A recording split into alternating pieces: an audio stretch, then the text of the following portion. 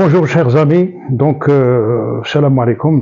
Voilà, aujourd'hui j'ai l'immense plaisir d'enregistrer un débat avec mon frère et ami Sibel Abbas, professeur des universités de littérature comparée, à propos de mon roman Déluge d'Al-Aqsa, voilà, que j'espère captivant et passionnant à plus d'un titre. Par ailleurs, je vous rappelle que dans peut-être une quinzaine de jours, j'aurai le plaisir aussi de vous rencontrer, je l'espère, في l'organisation d'une séance dédicace de mon livre. Voilà.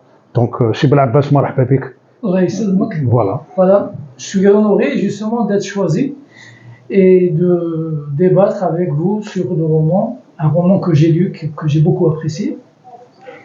Et si je dois moi aussi vous présenter d'abord avant de présenter le roman, c'est que vous êtes déjà écrivain, vous êtes auteur de 3 romans maintenant, dont l'un édité en France. Vous êtes aussi un poète, vous écrivez beaucoup de poèmes. Vous êtes quelqu'un qui intervient aussi sur les réseaux sociaux à propos de tous les problèmes de la vie quotidienne, ce qu'on appelle communément un intellectuel. Et puisque nous sommes réunis par la littérature, moi j'aimerais bien inscrire votre écriture en général, mais surtout votre roman, Déluge d'Al-Aqsa, dans une tradition littéraire algérienne qui comprend quand même beaucoup de grands écrivains algériens depuis les années 50, disons, de grands écrivains algériens. Assia Djabbar, Mohamed Dib, Mouloud Fir'aoun, Mouloud Mamri, quoi encore, Kateb Yassine, Boujdra Rachid, Rachid Memouni, enfin, il y a des dizaines de grands écrivains, et tous des écrivains engagés quelque part, avant l'indépendance, pour l'indépendance du pays, après l'indépendance, pour les libertés, pour la justice, pour l'émancipation de la femme, etc. etc. Et donc, Déluge d'Al-Aqsa vient justement dans l'actualité, et j'allais vous dire d'ailleurs le titre en est la vraie représentation, parce que Déluge d'Al-Aqsa, c'est pas un nom anodin, et je crois que c'est très bien choisi d'ailleurs. Vous êtes ce qu'on appelle, surtout à travers ce roman, vous êtes ce qu'on appelle un écrivain engagé. Et j'ai beaucoup parlé de l'engagement, déjà dans mes articles, etc. Et les écrivains algériens, particulièrement certains écrivains algériens, ont un engagement assez spécifique par rapport à ce qu'on appelle l'engagement. Parce que nous avons des écrivains libanais, nous avons francophones bien sûr, nous avons des écrivains africains. Beaucoup d'entre eux sont des écrivains engagés. Mais si on les compare avec les écrivains algériens, Mohamed Dib par exemple, ou Kateb Yassine, ou Fir'aoun, etc., autant les Algériens étaient engagés contre le colonialisme et pour l'indépendance, autant les autres écrivains étaient engagés pour beaucoup plus de droits, mais dans le système colonial, beaucoup plus de justice dans le système colonial. L'exemple d'un grand écrivain au niveau mondial maintenant, Amin Malouf. Amin Malouf, c'est un écrivain, c'est un très grand écrivain, membre de l'Académie française, secrétaire depuis maintenant 2023, je crois, dans l'Académie française, et c'est un écrivain engagé, mais engagé pour la communauté, et pour les communautés en France. C'est-à-dire, une fois sorti du Liban, tous ses livres parlent de l'histoire arabo-musulmane, parce qu'il convoque l'histoire beaucoup, mais surtout, il est engagé pour les minorités en France. La même chose pour beaucoup d'écrivains algériens. Les Algériens, non. Les Algériens sont engagés, mais ils sont engagés avant l'indépendance, pour l'indépendance, après l'indépendance, pour les libertés, l'émancipation, etc. Alors, si vous voulez, on s'engage directement dans le roman de l'Aqsa. Et là, j'ai relevé des remarques.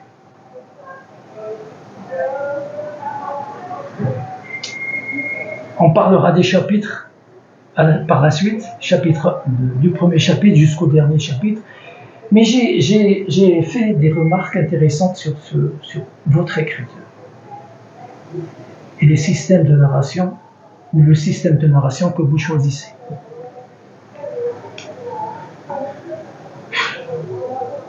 Déjà, le narrateur est la troisième personne du singulier. Vous racontez l'histoire de l'extérieur. Je ne sais pas, là, je vais vous poser une question. Est-ce que vous choisissez justement cette narration externe pour plus de neutralité, plus de distance par rapport à ce qui se passe, moins de subjectivité? Parce qu'à partir du moment où on choisit un narrateur avec un jeu, qui devient lui-même membre de l'histoire, participant à l'histoire, il y a beaucoup plus de subjectivité dans le jugement. Est-ce que la narration externe que vous avez choisie, le il, est-ce que c'est pour être neutre et distant? Enfin, j'ai essayé, je vais essayer de me distancer par rapport à l'omniscience de l'auteur. Par rapport à l'omniscience de l'auteur qui sait tout. Et en même temps, j'ai opté pour beaucoup plus de liberté des personnages. Ça me fait rappeler la remarque qu'avait faite Jean-Paul Sartre à François Mauriac, en lui disant que vous étouffez vos personnages, laissez-les un peu libres. Moi, j'ai d'ailleurs le dialogue, vous pouvez vous en apercevoir, fait le dialogue, chacun est libre d'émettre ses opinions, ses positions vis-à-vis de certains événements. Donc, j'ai essayé tout au long du roman d'accorder une certaine liberté à mes personnages. Et surtout pour ne pas être omniscient. C'est-à-dire un auteur qui est là, qui maîtrise tout, mais sans pour autant, notamment quand il s'agit d'un roman d'histoire aussi, j'ai fait de mon mieux pour ne pas en fin de compte tomber dans ce qu'on appelle un manuel d'histoire. Parce que quand on écrit un roman d'histoire, c'est important, ce n'est pas un style journalistique. Donc il faut se démarquer par rapport à cette forme d'écriture où on a l'impression qu'on regarde on lit un journal, on feuillette le journal en lisant les événements qui se passent. Non, j'ai essayé de me distancer sans pour autant être omniscient. Voilà, connaître tout. Très bien. Je pense que l'écriture d'Élige de l'Aqsa vous a demandé des travaux de recherche, vous a demandé beaucoup de recherche en histoire, l'histoire du Moyen-Orient, de la Palestine, et aussi beaucoup de lecture. Parce que le lecteur, d'ailleurs, qui va vous découvrir les 460 pages de ce roman, il va s'en rendre compte qu'il y a beaucoup de recherche et surtout derrière ça, beaucoup de lecture. Vous êtes certainement un grand lecteur, M. Abdel Fattah. Je n'ai aucune prétention pour le dire, non. Enfin, je lis beaucoup. Oui, je considère d'ailleurs même, peut-être à tort, mais j'en suis convaincu que l'écriture est la logique de la lecture. Quand on lit beaucoup, on a de très fortes chances. Ce n'est pas toujours le cas, ce n'est pas une automaticité, non, mais globalement, quand on lit beaucoup, on a de fortes chances d'écriture. Concernant, quand on s'aventure à écrire un roman historique, il faut être documenté, ça c'est clair. Sinon, on peut basculer dans l'anachronisme, on peut basculer dans l'erreur et ça peut porter préjudice. Ça peut porter préjudice, bien évidemment, à l'auteur. Donc, j'ai fait des recherches, oui, mais en plus, je n'ai pas fait beaucoup de recherches dans la mesure où j'ai toujours été, comment dirais-je, je me suis toujours intéressé à l'histoire d'une manière générale. Donc, voilà, j'ai fait beaucoup de recherches, oui, mais je suis à la page, je suis assidûment les événements, notamment les événements concernant la Palestine, par exemple. Je suis un humaniste aussi, et c'est par empathie c'est par empathie que j'ai écrit ce roman. Je suis un humaniste. Je m'intéresse à toutes les causes justes. Très bien, très bien. Et pour revenir au système de narration que vous avez choisi, les écrivains algériens, généralement, bon, si nous prenons l'exemple de Yasmine Khadra, c'est un système de narration interne. C'est le jeu qui mène l'histoire et il mêle récit, fiction, il mêle réalité, fiction plutôt. Il utilise même l'ironie. Mohamed Dib, c'est beaucoup plus le réalisme social. Et il fait voir au lecteur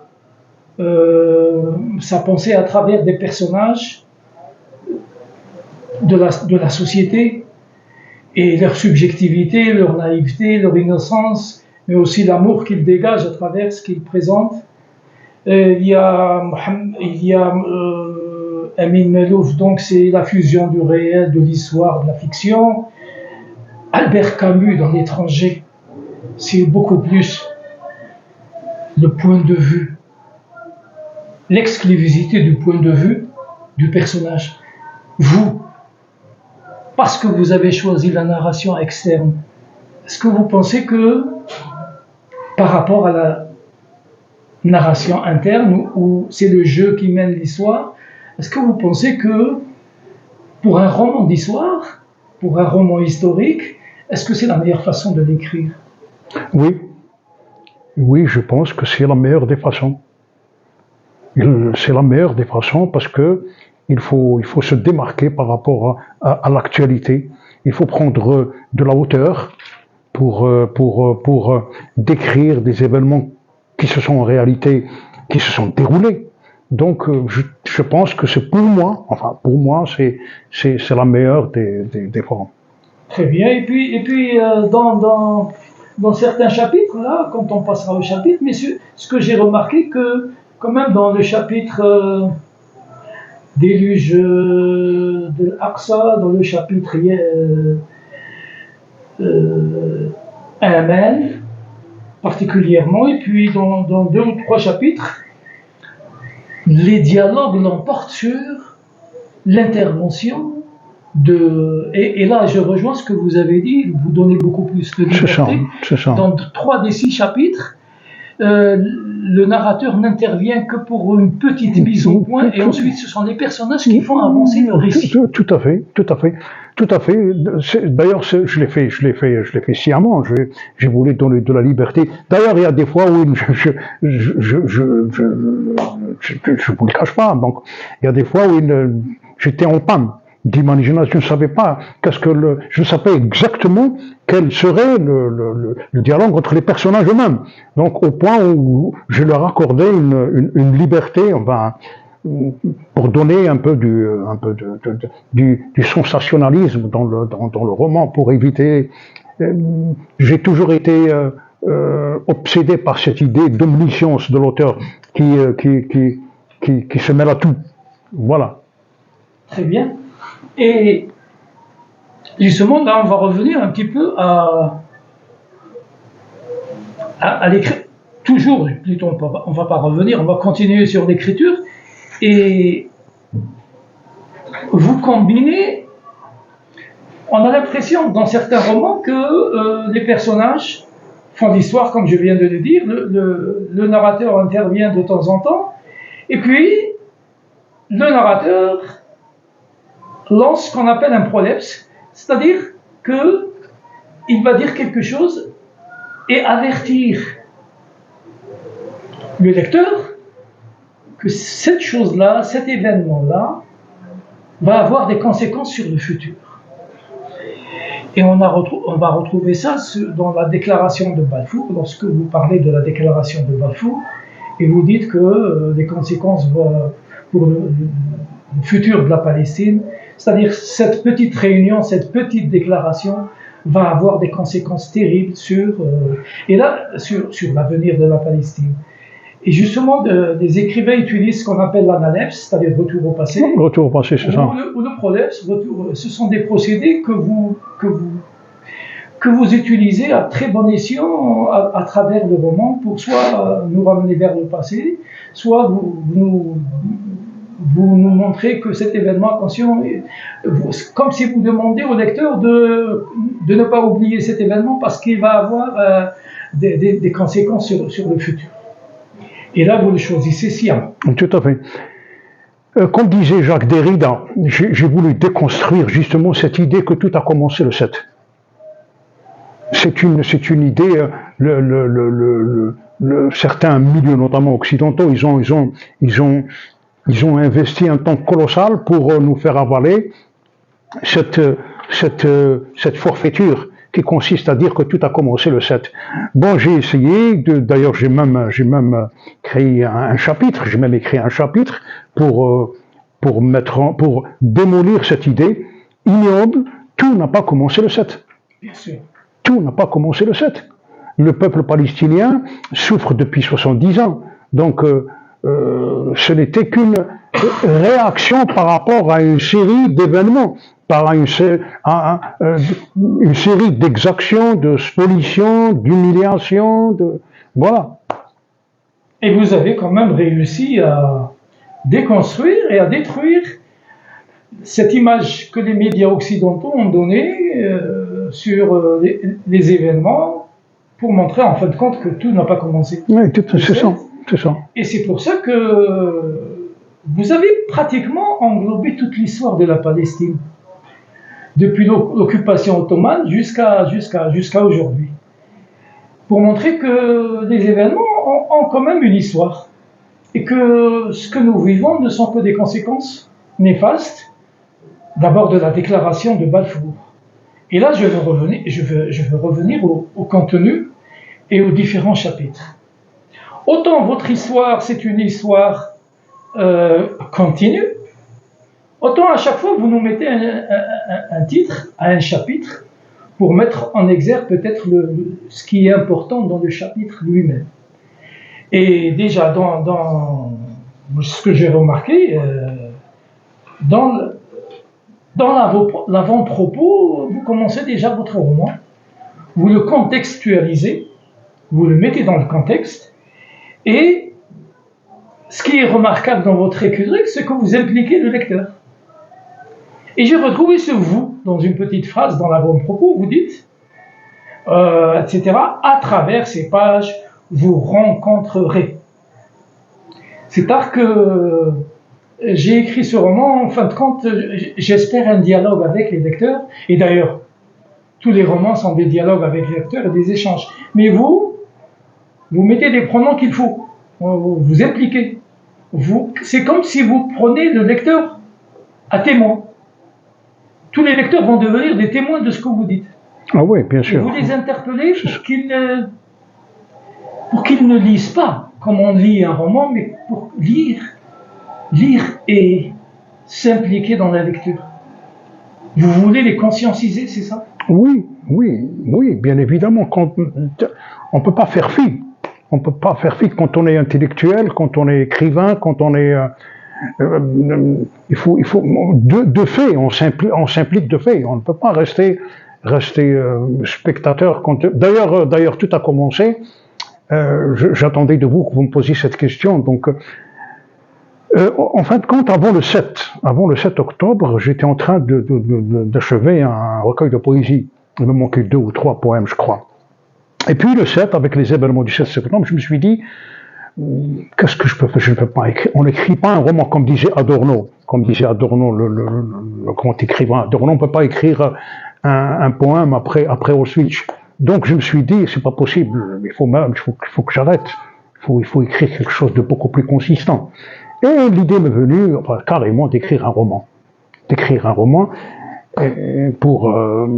l'idée de l'écriture est venue à partir dès l'événement, dès le 7? Plus 2, 3, 4 jours maximum après. C'est-à-dire le 10, 11, 12.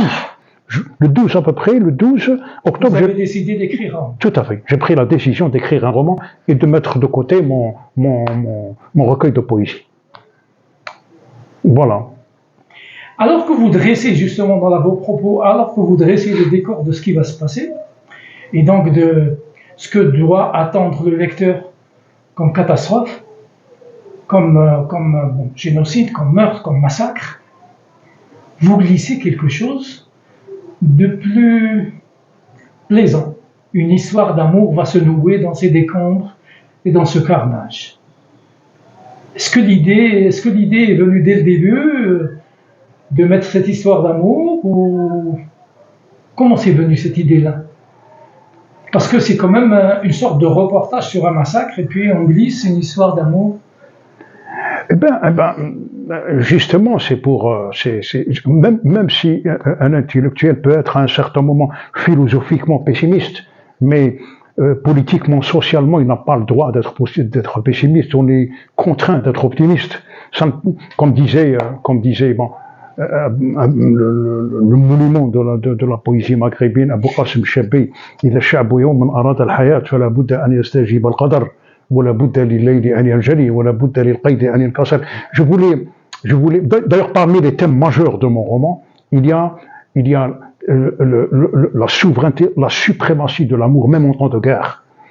D'ailleurs, je l'ai emprunté, je le dis, je l'ai emprunté à Garcia Marquez dans L'amour dans le choléra. Donc, j'ai voulu montrer qu'en dépit des atrocités imposées par la guerre, par les bombardements intensifs, par l'ignominie de l'occupant, par l'humiliation de l'occupant, il y a l'amour qui domine tout, en fin de compte, qui peut avoir sa place.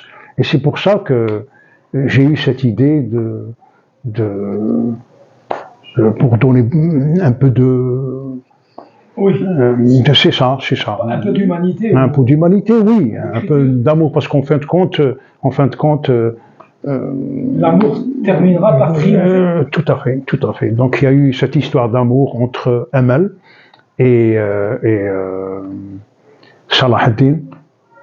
Et justement, vous avez terminé par le chapitre Amel par la suite. Tout à fait. Et Amel qui, dans la traduction arabe, qui veut dire espoir. Espoir, c'est ça. Bien. Dans le premier chapitre, Déclaration de Balfour, vous avez d'ailleurs écrit la Déclaration de Balfour, et vous avez quand même romancé la scène. C'est-à-dire, vous avez fait parler, vous avez décrit les gestes, les faits, l'atmosphère de cette déclaration devant le Rothschild. Est-ce que c'est dû à une lecture que vous avez faite? Ou est-ce que c'est... Non, absolument pas. Absolument, c'était de la pure imagination. Non, absolument pas. Tout était imaginé. Non. Et pourtant, ça recrée l'atmosphère lourde de conséquences que cela va avoir sur le futur de la Palestine. Oui, parce qu'on prend... Oui, parce que quand on prend du recul, on constate que c'était en fin de compte, c'était le début du cauchemar. C'était le début du cauchemar. Et vous avez dressé un contexte.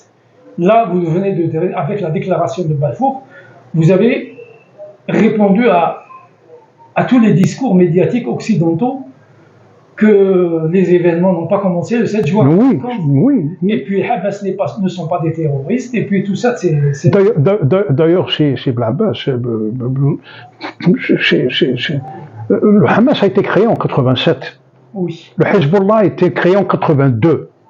Oui. Bien après. La Nakba a eu lieu en 48. Oui. Donc comment peut-on parler du terrorisme, de l'émanation du terrorisme avec la création du Hamas ou du Hezbollah? C'est insensé, ça n'a aucun sens. Très bien. Oui, mais c'est eux qui décident, c'est l'Occident qui décide qui est terroriste de celui qui n'est pas terroriste. Oui, parce qu'en fin de compte, en filigrane, je retrace l'outrecuidance, l'arrogance de l'Occident. Oui. C'est l'outrecuidance de l'Occident, un Occident arrogant qui impose ses règles, qui est animé d'ailleurs, en l'occurrence Israël, qui est animé par ce triptyque fallacieux, la terre promise, la nation supérieure et le peuple élu. Et c'est ça qui anime. Et le problème de la déclaration de Balfour, même si elle est injuste à tous les égards, elle n'a jamais été appliquée aussi, parce que la déclaration de Balfour donne le droit aux Palestiniens de vivre et d'avoir leur pays. Ce qui n'a pas été exécuté. Alors là, ça devient intéressant. La discussion devient... Bon, elle l'était depuis tout à l'heure. En fin de compte, c'était qu'en 48, en 47, en 1947, c'est-à-dire avant le vote des Nations Unies concernant l'État de la Palestine. Alors la CIA comment dirais-je, a prémené Larry Truman, le président, pour ne pas voter la résolution 181. Eh bien, parce qu'il savait que de toute façon, Israël n'allait pas se soumettre au verdict de la résolution 181, qui n'a pas, au contraire, elle n'a pas donné une parcelle de terrain ni aux Israéliens ni aux Palestiniens. Elle a ouvert le champ vers des référendums. Et puis il y a eu d'ailleurs, l'État palestinien existait, il faut le rappeler. Oui. Golda Meir avait un passeport palestinien.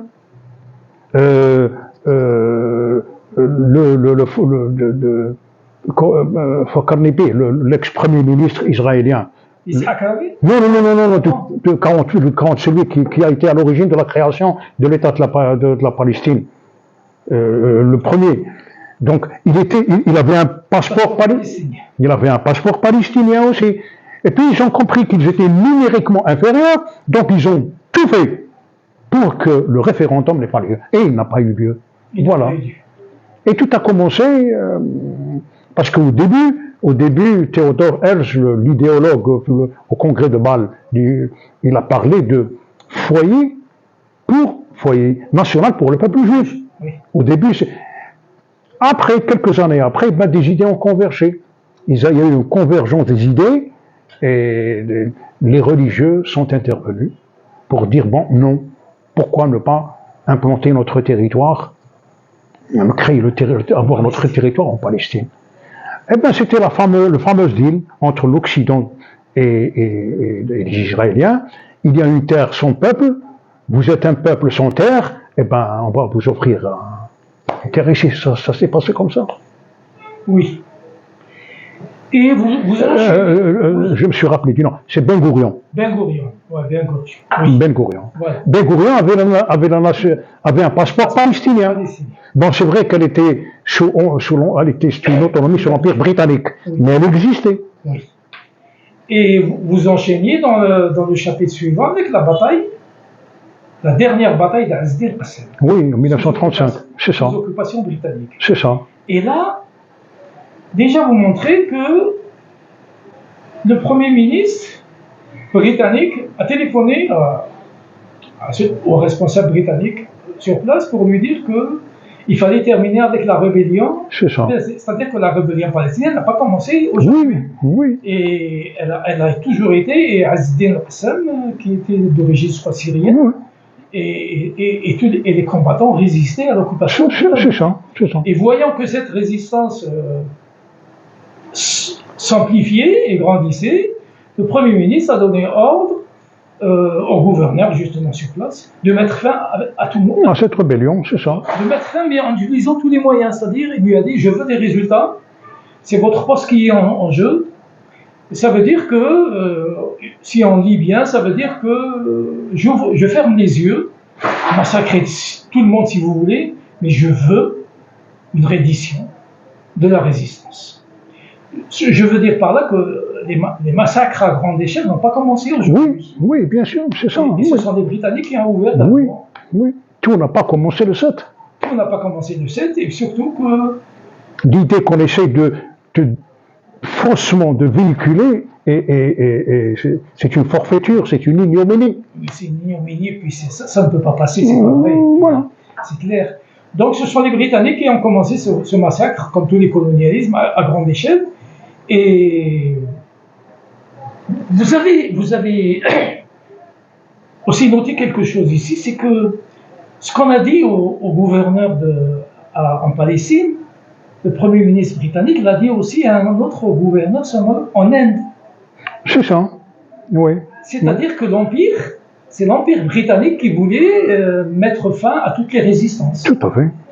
Et que, en fin de compte, ce qui se passait en Inde, la résistance en Inde et la résistance en Palestine, ce sont des résistances au colonialisme. D'ailleurs aussi, comme celle de notre grande révolution aussi. Oui. j'ai consacré tout un chapitre à la révolution algérienne, notamment à la bataille d'Alger, en montrant que en fin de compte, c'est le même colonialisme, c'est la même brutalité. C'est d'ailleurs Raymond Duval, le criminel de guerre, c'est lui qui a été à l'origine des massacres de Kharrata. Il a agi de la même manière. Il a agi de la même manière. Oui. Il a agi de la même manière en 1945. Donc, j'ai consacré tout un chapitre à la révolution algérienne pour prouver, pour montrer plutôt que les luttes continuent. Les luttes continuent. Tout à fait. Les luttes continuent contre toute forme d'impérialisme, toute forme de négation de l'autre. Négation de l'autre, parce que c'est vrai que le colonisé n'existe pas. Mais surtout en Palestine et en Algérie, c'était des colonies de peuplement. Tout à fait. Et donc il fallait, en fin de compte, il fallait vider les territoires. C'est ça. Et la France, justement, puisque vous venez de parler de la révolution algérienne, bien avant, au XIXe siècle, la France a essayé a commis des génocides contre les Algériens, a essayé bien sûr de vider le territoire. Tout à fait. Donc les génocides, c'est lié beaucoup plus aux systèmes coloniaux qu'aux générations, ça. Oui. C'est des comportements inhérents au colonialisme. C'est la nature même du colonialisme. C'est la nature même c'est intrinsèque. C'est un comportement intrinsèque au colonialisme. Oui, parce que le fondement du colonialisme est la négation de l'autre. C'est ça. Et à partir du moment où il y a l'uni et l'autre, il faut s'il résiste, il faut l'exterminer. Tout à fait. Et donc la résistance palestinienne a commencé dès les premières occupations britanniques, ainsi que poursuivie après la guerre de 48, après la guerre de 67, de 73, de 78, enfin. Ensuite, ce qui se passe depuis que les Israéliens ont quitté Gaza, enfin ils l'ont quitté, mais ils l'ont encerclé, et puis ils veulent l'avoir maintenant. Ils veulent vider les Gazaouis. Et quand on vous lit, on a l'impression que non seulement vous avez presque toutes les informations, vous dites je suis à la page, je lis, vous suivez, mais en plus vous partagez un petit peu les souffrances de ces gens-là, parce que écrire de cette manière, on ne peut pas écrire de cette manière si on n'est pas dans l'émotion. C'est ça. C'est-à-dire vous n'écrivez pas comme écrirait un occidental, ou quelqu'un qui veut beaucoup plus se référer à l'histoire et être un témoin de l'histoire. Vous êtes un témoin de l'histoire, mais vous êtes partie prenante avec les victimes. Oui, comme je vous l'ai dit tout à l'heure, je le fais par empathie. Je suis quelqu'un de je suis un humaniste. Oui, ça se voit dans les... Je suis un humaniste. Je suis contre toute forme d'exaction, je suis contre toutes les injustices, quelle que soit leur forme. Et vous enchaînez. Et en plus, excusez-moi, en plus, quand c'est terrible ce qui se passe avec l'attitude génocidaire des sionistes, c'est incroyable. Nous assistons à un génocide télévisé. Ce qui est encore plus cruel, c'est un génocide télévisé. C'est terrible ce qui se passe. C'est terrible. À l'époque, il y a plusieurs années, c'était des images qui nous venaient. Mais maintenant, on est. C'est-à-dire que d'une cruauté inimaginable, dans la mesure où on est là. C'est-à-dire que maintenant, avant, on nous informait sur ce qui se passait, mais on ne voyait pas. Surtout dans le passé. Maintenant, avec les réseaux sociaux, mais avec aussi les médias sociaux. Tout à fait. Les réseaux sociaux. Bon, les médias officiels et les réseaux sociaux, on nous met un petit peu devant le fait accompli. Et ce qui a d'ailleurs, c'est pas tout à fait négatif dans le sens où ce qui a mobilisé l'opinion publique, surtout occidentale, c'est un petit peu ces images terribles. Oui, bien sûr. Parce qu'en l'absence de ces images, on n'aurait jamais cru.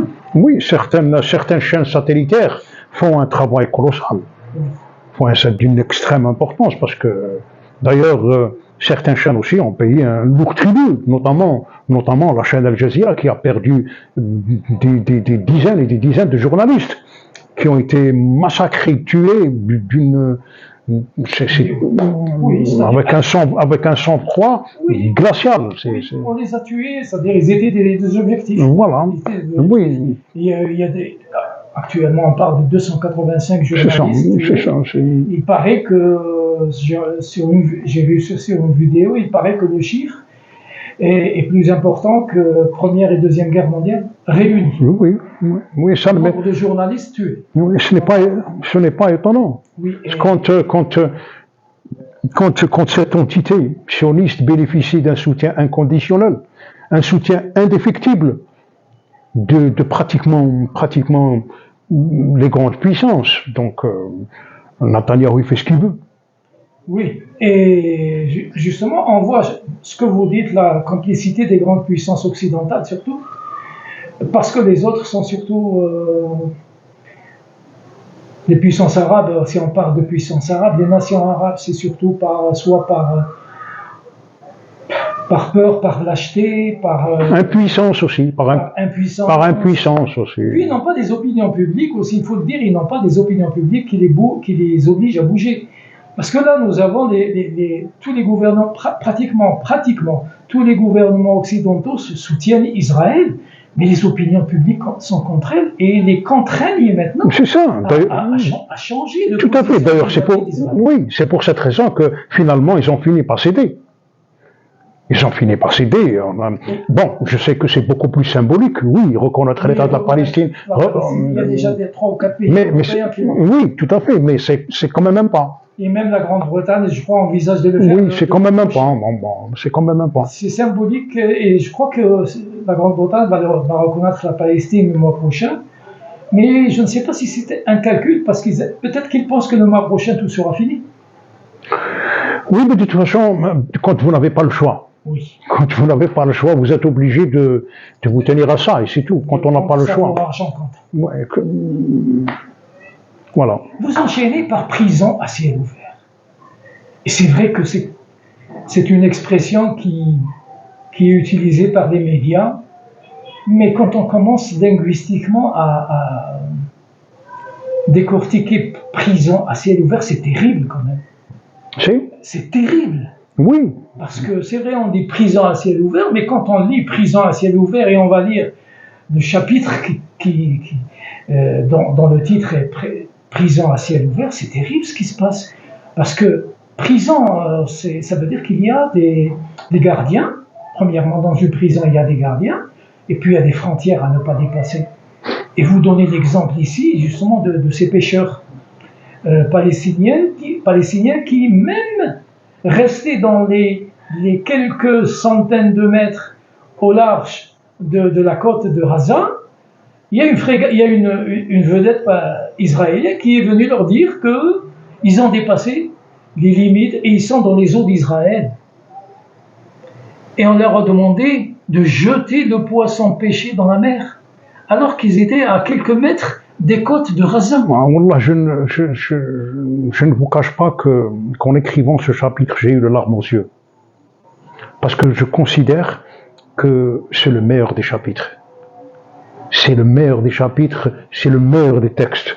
J'ai eu les larmes aux yeux en l'écrivant parce que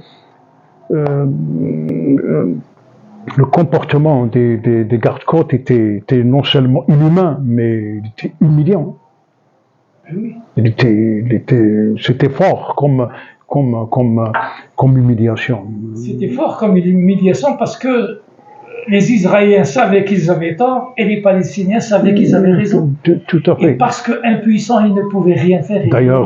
D'ailleurs, Mouna, qui est la femme de Khalil, elle a admonesté son fils quand il a voulu respecter lors des barrages en lui disant tu ne vas quand même pas les pousser à nous expulser. Donc il faut que tu te taises. C'est comme ça. Le colonialisme est immoral. Il n'a pas de morale. Il ne sait pas ce que c'est. Il n'a pas dans son dictionnaire le mot moralité. Ça n'existe pas. Et il y a une phrase là qui est importante, vous pêchez le poisson israélien.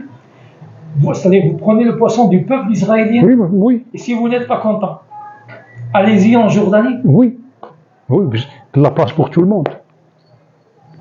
Oui. D'ailleurs, ils ne cessent, depuis toujours, ils n'ont jamais cessé de proférer ce genre de menaces. Et on ressent à travers votre écriture ce que ressentaient ces jeunes-là comme humiliation, comme impuissance, comme injustice, devant quelqu'un qui leur dit de partir de chez eux s'ils ne sont pas contents. Oui, oui, parce que c'est le dernier stade de l'ignominie. C'est le dernier stade de l'outrecuidance quand vous chassez un peuple de sa propre terre.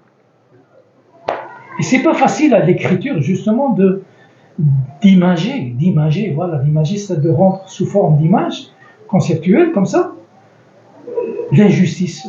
On peut toujours parler d'injustice, on peut toujours donner des exemples, mais dans l'écriture littéraire, lorsqu'elle arrive à faire sentir au lecteur ce que ressent ce jeune Palestinien devant cette injustice, eh ben là, c'est vraiment de l'écriture profonde. Oui, et pas c'est-à-dire le lecteur ne ressent pas simplement ce que ressent le Palestinien, mais elle montre aussi, elle arrive à montrer ce que ressent aussi le soldat israélien qui se moque.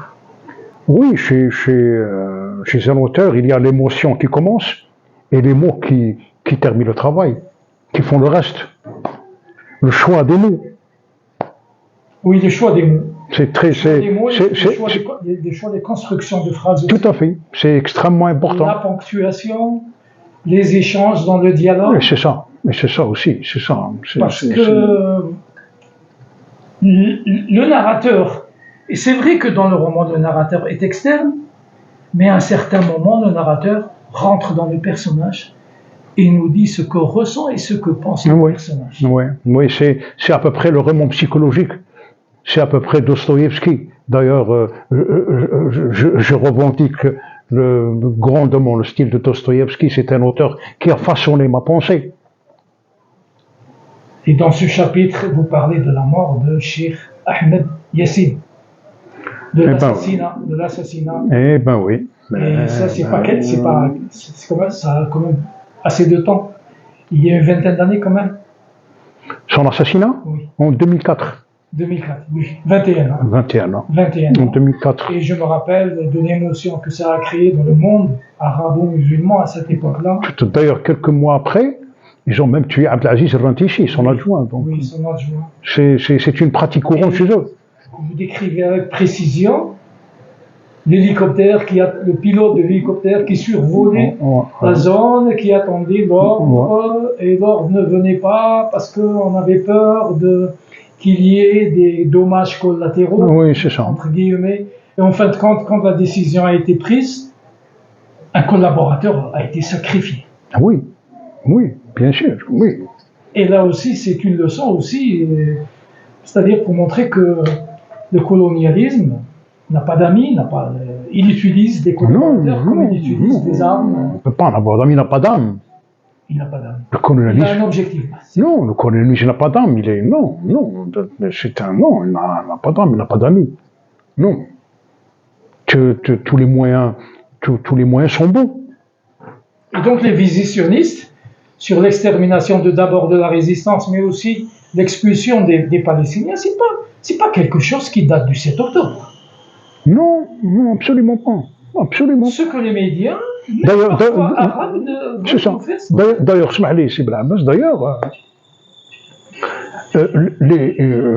certains politiques israéliens reprochent à Ben Gourion de ne pas avoir terminé le travail en 1948, de ne pas avoir expulsé tous les Palestiniens. C'est ce qu'il lui reproche actuellement. D'ailleurs, le reproche lui a été fait par Smotrich, le ministre des Finances, et Marpa Engvir aussi. Il reproche beaucoup, ils en veulent à Ben Gourion pour ne pas avoir terminé le boulot. Oui. C'est-à-dire le fait d'avoir expulsé la moitié et laissé la moitié. Oui. Parce que le projet, il était en veilleuse, c'est tout, mais il a toujours existé en tant que projet. Le projet a toujours été. Parce que c'est c'est une guerre de terre. D'ailleurs, je ne comprends pas comment certains primitifs essayent de comparer la capitulation de l'empereur nippon japonais avec l'hypothétique. Ça n'a rien à voir. Ça n'a rien à voir. En 1945, les Américains ne voulaient pas s'accaparer des terres japonaises. Ce n'est pas le cas aujourd'hui. Aujourd'hui, ce n'est pas le problème du Hamas. Ce n'est ni le problème du Hamas, ni le problème du Fatah, ni le problème du djihad islamique. Ils veulent la terre des Palestiniens.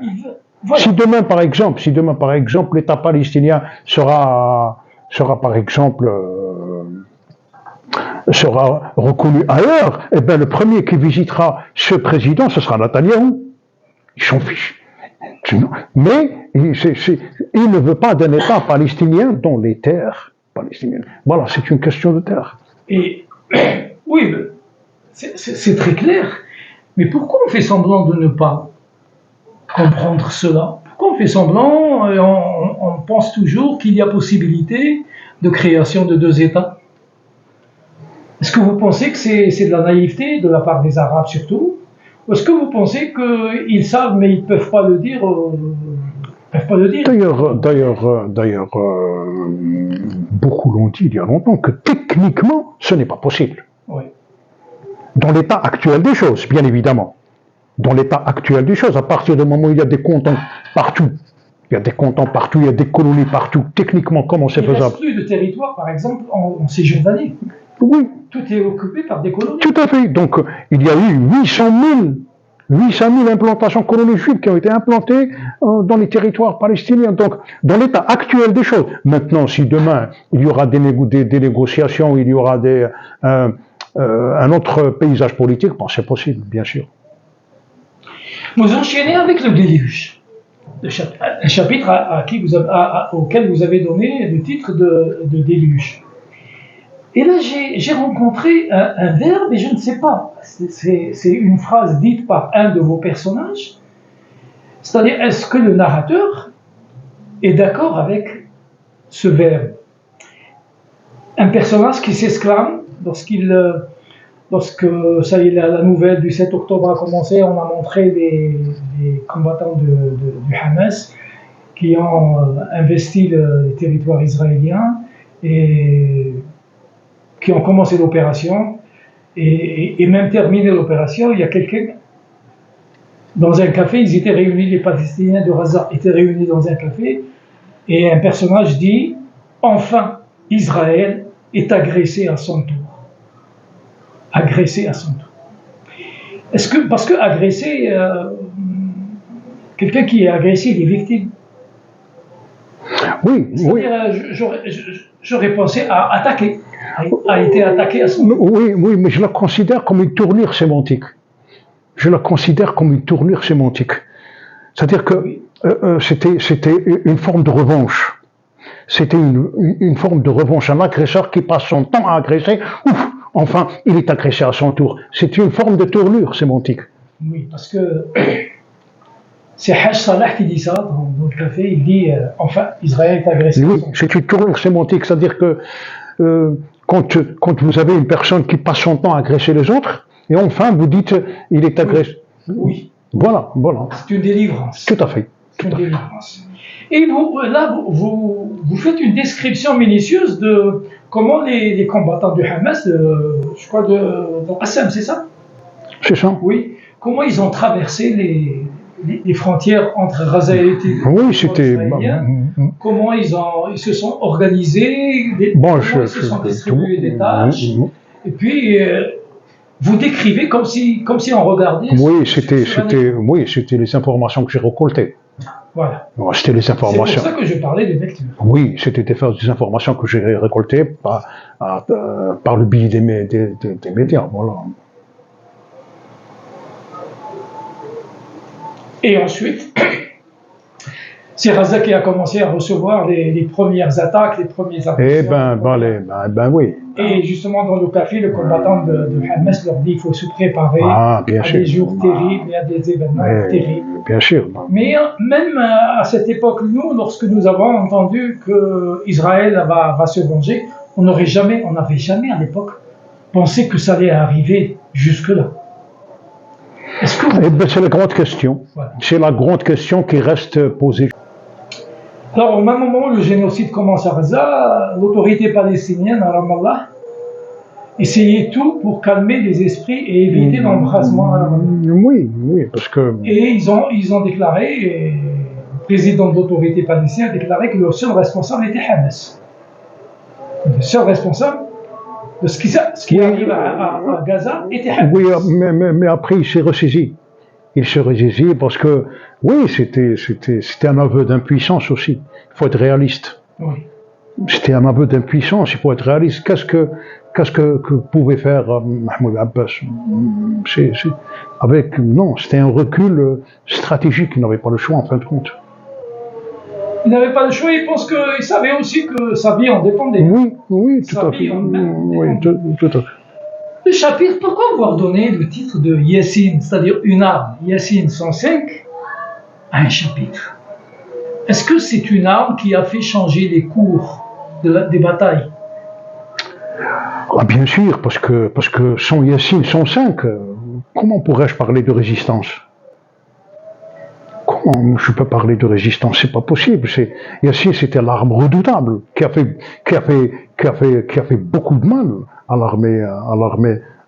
Et c'est lui qui a mis fin au mythe de l'invincibilité. De l'invincibilité du Merkaba. Oui, et du Merkaba aussi. Du Merkaba, bien sûr. Comment c'était des centaines de chars qui ont été blindés, soit partiellement, soit totalement démolis. Bien. Et vous enchaînez avec le Shin Bet. Et là, c'est le Hezbollah qui va rentrer en guerre. Oui. Et à la suite, il est entré en guerre à la suite, je crois, de l'assassinat de Salah al-Harouri. Salah al-Harouri, oui, qui a été tué au Liban. Et un autre embrasement et une autre guerre a commencé à se faire. C'était pour un peu... pour rester dans l'actualité, voilà. Donc, voilà. Et ça s'est mal terminé puisque même Hezbollah, il a beaucoup perdu ses dirigeants, ses combattants, etc. Bien. Et bon. Et puis vient le chapitre le plus long, c'est Amal. Voilà. Et là, pratiquement une histoire une correspondance presque entre Ramallah et Gaza.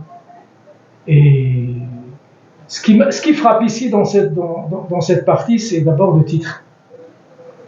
J'avais choisi Amal parce que vous avez pensé à espoir. Oui. Et donc vous avez de l'espoir. Oui, bien sûr. C'est pas possible. Même maintenant. Oui. Tactiquement, peut-être pas. Mais stratégiquement, c'est pas possible. Le sacrifice ne peut pas être vain. C'est pas possible. Oui, c'est vrai que... Le sacrifice est lourd, il peut pas être vain. Oui, ça serait vraiment... Il fallait attendre après les événements, de 45, en Algérie, il fallait attendre 10 ans après. Plutôt 20 ans après pour arriver à l'indépendance. Donc, oui, l'espoir l'emporte toujours. C'est-à-dire, l'histoire nous enseigne que des sacrifices pareils ne vont pas partir comme ça. Moi, je ne pense pas que, déjà, ce que cette agression sur Gaza a changé dans le monde, c'est que les opinions occidentales qui étaient à 90% pro-israéliennes, je parle d'opinion publique, sont maintenant pro-palestiniennes. Oui. Et on nous montre dans certaines vidéos où des juifs israéliens sont chassés des restaurants de l'Occident. Tout à fait. C'est-à-dire que l'image que donnait Israël des pays démocratiques, pacifiques, en danger entre les mains, entre territoires de pays terroristes, maintenant a complètement changé. Oui, et donc, au moins à ce niveau-là, les sacrifices des Gazaouis n'est pas vain. Tout à fait. En attendant maintenant, puisque les gouvernements et les pouvoirs sont en train aussi de réviser un petit peu leur position. C'est ça. Et moi, sincèrement, je pense que ceux qui vont lire votre roman vont non seulement comprendre un petit peu l'historique de ce problème palestinien, tout ce problème palestinien, mais aussi ils vont comprendre que on ne peut pas avoir son indépendance, sa liberté, sans sacrifice. Ah oui, ça c'est certain. Et la révolution algérienne est le meilleur. Ah, ça c'est certain. Ah, ça c'est certain.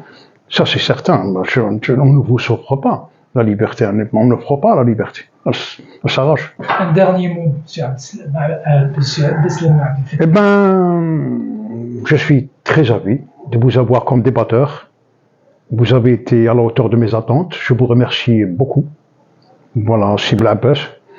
Et je donne rendez-vous à mes amis le 25, Inch'Allah, pour une séance dédicace. Voilà, merci beaucoup.